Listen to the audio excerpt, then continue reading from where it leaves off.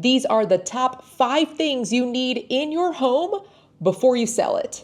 We're starting with number 5, which is surveillance. You want to make sure that while you're leaving the house, that your property is safe, that you have cameras looking over the exterior of the property, the interior of the property, any maybe specific rooms, not a bathroom, of course, never bathroom, but any specific rooms that you super care about, perhaps your closet, which is where you're going to keep your safe. But just because you're listing the home and you are opening the home up to the public where strangers are going to be coming into your house with their real estate agent, and even though those real estate agents do have background checks, otherwise they can't be a real estate agent, you just don't know who's in your properties. And you have every right to make sure that you know what's going on in your property. After all, it's your property. Now, a fun fact about this is even though you can record video, obviously, and audio with, depending on what type of camera or surveillance equipment that you use, during negotiations, did you know that you cannot actually use the audio of the prospective buyers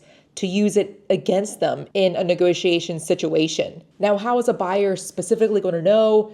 Kind of hard to tell, but that's what they are teaching real estate agents in Minnesota is when you are bringing a buyer to a property, that whatever the buyer says cannot be used against them.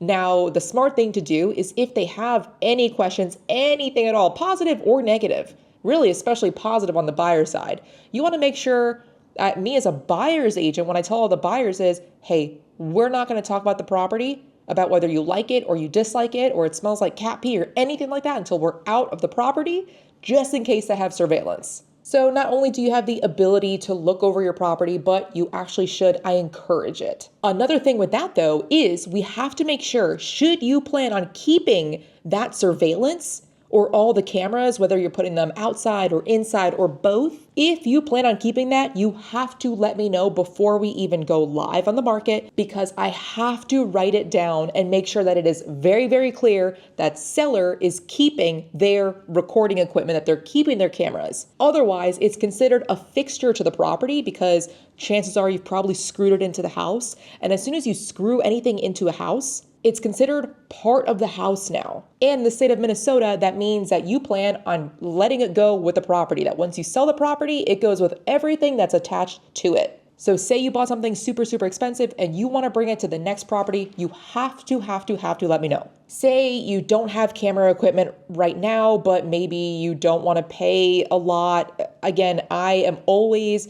going to be an advocate for protecting your property and kind of seeing what's going around in your house. But say you're not going to buy brand new equipment, then at least I suggest buy a fake camera.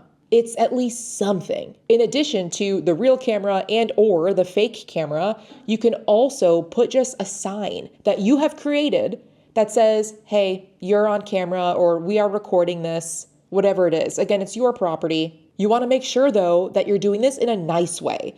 So I don't really want you to buy those smile, you're on camera signs, because when was the last time you ever looked at that and were like, oh, hi, like no one ever is excited when they see that sign. It's kind of aggressive. So I want you to make your own. Don't get that sign that says, smile, you're on camera. Instead, just make your own sign with your words, not too wordy, straight to the point, that says you are looking over what's going on in the property. Number 4 is a list of things that you have done during your time at the property. A list of upgrades.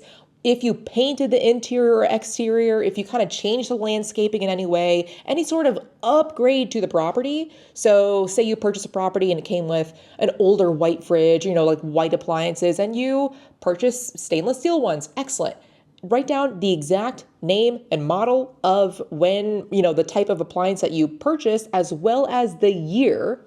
Say, for example, you had a roof leak or something and you replaced the roof, or you replaced the HVAC, anything that you have done to upgrade the property that would be considered an upgrade by somebody else. I'm not talking about we changed the color from gray wall to a bright orange wall and don't you love it so much as we do? No, nothing like that. I'm talking about factual stuff in a bullet point version, very clean, very neat, very straight to the point.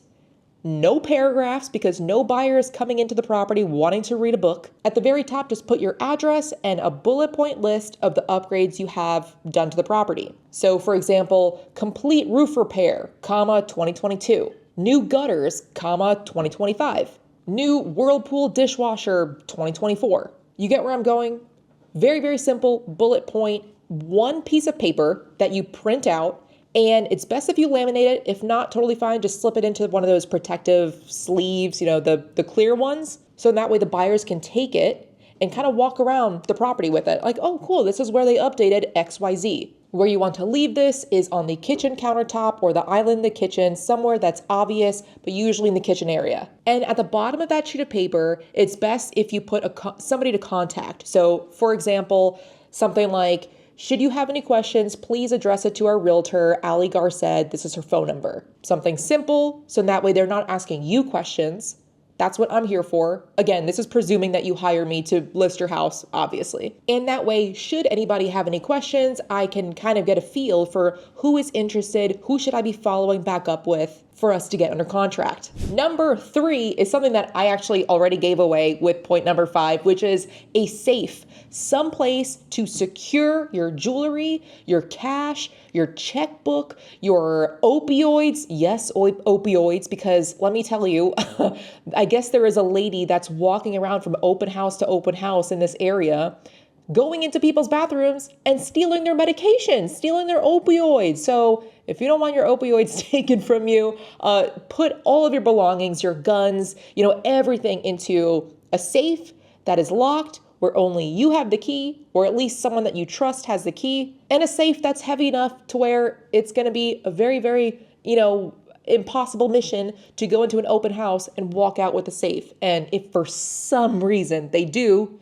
at least you got cameras. The second most important thing that you need to have in your house while you're showing it to the public are working smoke detectors. I cannot tell you how annoying it is when you're showing a property to a buyer, and I've done this on the buy side as well. I've gone into properties and been like, wow, this property is so nice. The sellers have taken such good care of it. And then you're discussing, honey, where should the couch go? Should the couch go here? Maybe this could be the son's bedroom. Maybe this should be our bedroom. All of a sudden you hear chirp, chirp, chirp.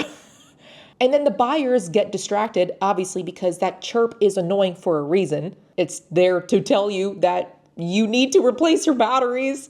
And it becomes a hassle. It's something small, but it goes such a long way, because as soon as buyers realize, wait, what is that noise coming from? Oh, it's a smoke detector? Oh, the homeowners haven't even replaced the battery on a smoke detector, which is a very easy thing to do. What else have they not done? Have they maybe also never replaced the air filters? Have they maybe let go of the maintenance of the roof? Is there perhaps a water leak somewhere? It's not your intention, and maybe you did take care of the rest of the property just fine, but the buyers don't know that. So you want to put your house in a good light and say, hey, buyers, I have taken care of the house. So something that is so easy to fix, such as smoke detectors, please take care of it immediately today. Bailey! I make these videos because guess what? I am a real estate agent. I sell houses in St. Paul. So if you are interested in either selling next month or next year, I am ready to help you out. Whether or not you're even in St. Paul, if you're in the surrounding areas, Minneapolis, Eagen, Apple Valley, I'm here for you. So the best way to get on my calendar is to book a call with the link below. It'll be us meeting on the Zoom call, and I am here to help you take the next steps, and we can go over a customized way to strategically put your property in front of as many buyers as possible so you can get top dollar. So I look forward to seeing you on the call, but not before I go over the most important item, which is so commonly overlooked, surprisingly, which is the smell. If your house has any strong odor, chances are someone else is going to find it distracting. And the strong odor could be good, which you consider good, or it could be a bad smell. So absolutely a bad smell. Cat urine, get that taken care of. If you need to replace the carpets, do so.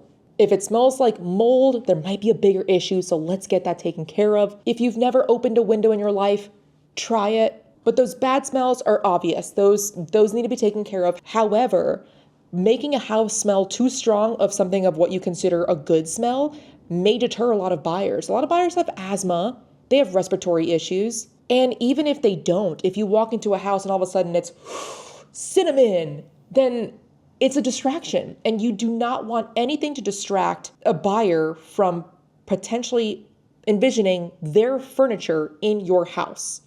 You want it to be as neutral as possible. Again, no orange walls. I've said this in other videos of mine as well. And if you want more tips, please book a call using the link below. But as neutral as possible, as inviting as possible. So if you eat super healthy and say you eat a lot of fish, maybe don't eat it the day before an open house. You can use candles to get rid of the smell as long as that candle is a neutral scent. These tips may seem super small, and I hope that you find them pretty basic, but let me tell you, they go such a long way. If you want even more tips, I'm here for it. I want to help you get the most amount that you can for your property. Book a call using the link below. I'll see you there.